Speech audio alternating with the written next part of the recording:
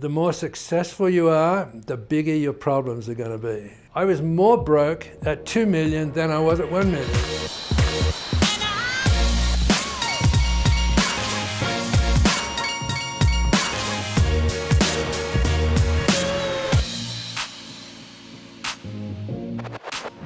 Welcome to Kamali Exchange, and today we have Brian Smith, founder of UGG, is in the building on the show. We're so excited. He was using influencers before there was even any influencers. Brian, thank you so much for joining us today. Faisal, thanks so much for having me. I'm excited because the journey that you've gone through is more than just the transaction within business. It's the behind the scenes, the feelings, the experiences that you had, the book that you've written, and now your next journey that you're on, I think is fabulous. Excellent. So let's start at the very beginning. Okay. How did you start with UGG? Well, I was an accountant in Australia. It took me 10 years to graduate, and I quit the day I graduated because I really didn't like accounting. And I was meditating one day, and I heard this voice inside that just said, well, hey, all the big trends are coming out of California. And I thought, maybe I'll go to California and find the next big thing and bring it back to Australia. So I rented a little house in Santa Monica, and I went surfing. I brought my surfboard with me because I dreamed of surfing Malibu. Because since a little kid, I've seen it in surf magazines. And so I spent 2 or 3 months there surfing Malibu, and no big thing, but I met a lot of people. And it was October, and the wind had got chilly and the water was really cool, and I remember pulling on my sheepskin boots after surfing, and I just got this massive dose of goosebumps. I went, oh my God, there are no sheepskin boots in America. And 1 in 2 Australians wore some sort of sheepskin footwear. So it was like, that's the message. And so me and my buddy decided we're going to go into business, and we called up a manufacturer in Western Australia and ordered 6 pairs of UGG boots. And that was the start of UGG. Holy, 6 pairs to start with. When you look at how the brand has formed and changed over the years, you started off as a niche area with surfing and the surfing community, and you expanded. That takes a lot of intestinal fortitude to step out of there. And a long time too, yeah. Yeah, so walk us through, how did you decide to actually expand beyond that niche market that you were in? Well, we didn't ever really want to start in that niche. My buddy Doug was the salesman. He went to every shoe store in Southern California and came back after 3 weeks and said, not a single order. They go, Brian, they tell us we're crazy trying to sell sheepskin in California. And on a logical level, that made sense. But Australia's climate is identical to California, and everyone in Australia wears boots, right? And I thought, how come all my friends up at Malibu think this is a great idea? And it struck me, oh my God, many of them been to Australia on their surf trips, and they bought half a dozen pairs of boots back for their buddies. So within the surfing community, it was really well known. Okay. So we said, okay, well, let's go after the surf shops, right? I walked in with these little samples, and the owner of the store said, oh my God, UGG boots, they're fantastic. What are you doing with those? I said, well, thinking of importing them into America. Oh my God, you're going to make a fortune. These are the best things in the world. So I got pretty pumped up and went to the next shop, and it was, oh, UGG boots, they're great. I've got a pair. They're the best things in the world. You're going to make a fortune. And so this happened all the way down the coast. And Doug and I thought we were going to be instant millionaires, It didn't occur to us. We never asked for any orders, but it was enough of a sign that this is going to be big. So we ended up raising about 20,000 in capital, just as a fluke. It was before I knew anything about raising money and how hard it is. This just fell in our laps. And we ordered 500 pairs of boots. And so when they arrived, we went back to all these surf shops, the same ones, and I walked in with inventory and an order pad and said, okay, how many do you want? And they go, oh, Brian, well done, but we couldn't sell them in our surf shop. We just sell surfboards and trunks and flip-flops, and way too expensive. You'll do great in the shoe stores, And this happened all the way down. And so the result was that the first season sales of UGG was 28 pairs. Wow. Yeah, horribly disappointing. Wow. But it's so common for entrepreneurs to go through that almost identical process. And I ended up writing a book. Do you mind if I show it? Absolutely. Okay, it's called The Birth of a Brand. And the theme of the book is that you can't give birth to adults. because after 20, 30 years of building businesses, and I built quite a number of them, they all go through this. Buying 6 pairs of samples was the birth of UGG, and then the business just lies there. An infant can't get up and go to college, it has to be an infant. That's when, unfortunately, most entrepreneurs give up. Yeah. Because they might have had the greatest idea, they tried to push it, and it seems to go nowhere. But it just goes into this infancy, and you just got to keep, it'll start toddling. And that's when, magazines are writing articles about you, and your first friends are all telling their friends, and it starts to get momentum that way. And that quickly goes into youth and becomes a mature business. What a great analogy to use of you're not giving birth to an adult. Yeah. And I think when you take the literal sense, when you talk to parents of young children, Yep. they will explain to you how they lose sleep, they can't get things done, they're trying to juggle everything, it's not always working. But entrepreneurs and business owners don't talk about the parenting issues that they have. That's right. Walk us through some of the parenting issues you had when you gave birth to this new idea, this brand that just started. Okay, I'll lead you through the infancy, which was 3 years, right? We'd sold 28 pairs by Christmas, and so I ended up January, February, March. I was going to swap meets and street fairs and anywhere I could just to get an audience. And most successful area was this little parking spot at Malibu Beach. Okay. And I had a white Dodge van, and I would go surfing at 6 in the morning. At 9 o'clock I'd have coffee and everything. I'd open up the doors and I was available for business. And the word of mouth started getting, hey, what are those UGG boots? Where do you get them? Oh, there's a guy up at Malibu, right? Yeah. And so I had this retail thing going. We ended up selling about 6,000 pairs for that season, $6,000 worth. Okay. Sorry. So I got a summer job, and the next season I thought, okay, I'm going to advertise. And I got these 2 models, a guy and a girl, and posed them on the beach at Wind and Seed in La Jolla, and perfect hair and clothes and boots and everything. That fall we did $10,000. That's crazy, it should have been way more than this. And so I got another summer job, and then the following season I thought, okay, I'm going to get better looking models and a more expensive photographer, and pose them on the beach again at Wind and Sea, and the sales that year went to 20,000. It was still horrible, I couldn't figure it out. I really analysed all the elements of UGG. It's an expensive product, Americans don't understand sheepskin, but I knew that everybody who wore a pair would rave about it to their friends. So it wasn't the product that was bad, it was just me. So I decided, okay, I'm going to go out of business. I'm going to just sell off the inventory and get out of the business.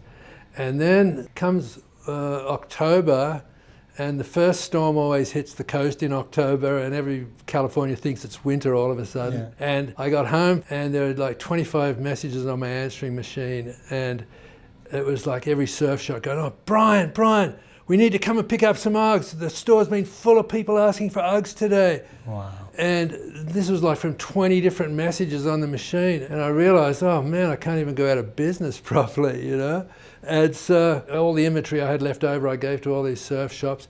And this year I said, oh, well, should I advertise again? And I was having a beer with one of my retail customers. I was telling him about this dilemma about advertising, and he says, oh, shut up, Brian. And he calls out the back to all these little kids who leave the surfboards in the store, and they sweep out the store and everything. He says, what do you guys think of Uggs? And every one of them, there's like 6 of them, just went, oh, those Uggs, man, they're so fake. Have you seen those ads? Those models, they can't surf. Yeah. Instantly, I was like embarrassed, because I thought back how fake my ads were. And I was just trying to match, all the magazines, Yeah.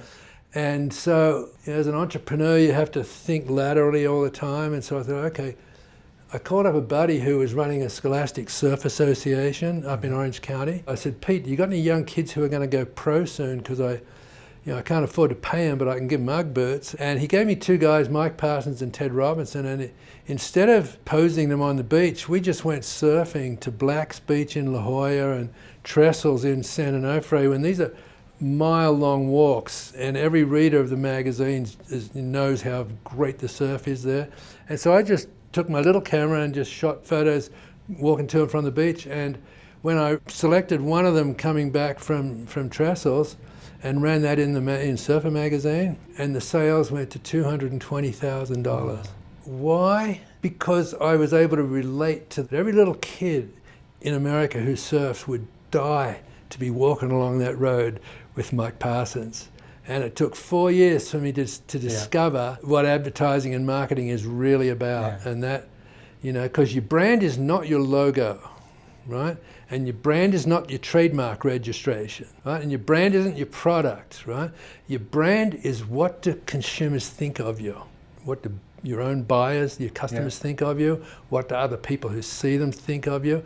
And I crossed that barrier by getting genuine and creating an image that every little kid could believe in and would just die to be in that photograph. You're in the surf industry, you're kind of working your way there, then you spread your wings out a little bit further. Yeah. How did you actually get into other markets beyond that magazine and the surfing community? So I eventually got into the skiing and snowboarding avenues, and I did the same thing. I got young riders and I sponsored them. It's much like today's influencer marketing. Absolutely. 45 years ago, right? So it's an identical thing. And then I had a big problem with the Midwest and the East Coast and Canada especially, because they don't surf. A lot of them don't ski or snowboard because it's pretty flat. And so I was working with one of my sales reps in Chicago, and I was in the sporting goods store, and I said, well, what do all the kids do here in the winter? And he said, oh, they play hockey. And I started to do some research, and I went, oh my God, the hockey market's 10 times bigger than the surf market, you know? And so that led me into getting product into the sporting goods stores on the East Coast. And then the moms would have to buy the kids the boots, and they go, oh, my daughter would like these. So she bought them from them. And then she has to sit in the rink for, you know, an hour with the kids skating. And God, I'm going to get some for myself. So it just really took off. And that was when the product became a sort of national. There's two things in Canada that hockey parents purchase. One, Tim Hortons donuts. Number two is UGG boots. Right? Those are the two things that hockey parents purchase. Coming in from the airport last night, I said, oh God, Tim Hortons, I forgot all about that. There was a point in time where sales were so low that you had to live off of credit cards. Yes. Which is a struggle I think many entrepreneurs and business go through. I think any real entrepreneur has paid their payroll on credit cards. Absolutely. And so was it a point in time where you thought, I'm pricing too low, I'm pricing too high? How did you adjust or actually get the proper pricing for the product? Because today that product is a premium product. It's not your basic product out there. Well, for the first 10 years I didn't. You know, they were expensive at retail, and I had to sort of keep my margins real low just so I didn't have, you know, shock in the retail end. So my margins were in, you know, around the 20-25%. Okay. And I was an accountant. I knew almost nothing about finance. Had I known more about percentages and margins and all of that, I would have just raised the price and done a slower growth.